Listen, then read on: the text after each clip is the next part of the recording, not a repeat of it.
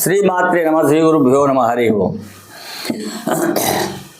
ఈ మధ్యకాలంలో జరుగుతున్నటువంటి దేశవ్యాప్తంగా హిందువుల మీద జరుగుతున్నటువంటి అనేక దాడుల గురించి ఒక స్వామీజీ మాట్లాడుతూ ఏమన్నారంటే, హిందువులు ఫోన్లు వదిలి ఆయుధాలు పట్టండి.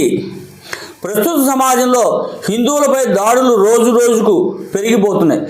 లక్షల విలువ చేసే ఫోన్లు కొంటున్నాం. ఎందుకు? వాటి వల్ల ఉపయోగం ఏమిటి?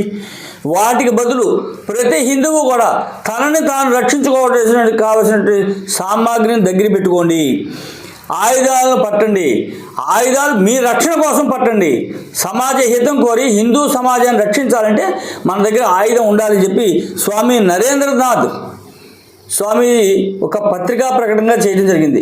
కాబట్టి యావత్ హిందూ సమాజం కూడా ఇవాళ ఎవరికి వాళ్ళని వాళ్ళు రక్షించుకోవాల్సినటువంటి అవసరం ఉంది. ఇదే గ్రహించవలసినటువంటి అవసరం. లేని పక్షంలో మన చుట్టూ ఉన్నటువంటి వాతావరణం రోజు రోజుకి కూడా భయంకరంగా మారి దాడులు అనేక రకాలుగా జరుగుతున్నటువంటి పరిస్థితుల్లో మనల్ని మనం రక్షించుకోవాల్సినటువంటి అవసరం ఉంది.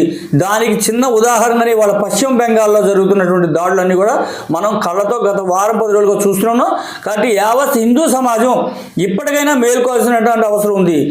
లేని పక్షంలో హిందూ సమాజం అంతా కూడా చాలా నష్టపోవాల్సినటువంటి పరిస్థితి వస్తుంది. హరి ఓం తత్సత్. భారత్ మాతాకి జై. జై హింద్.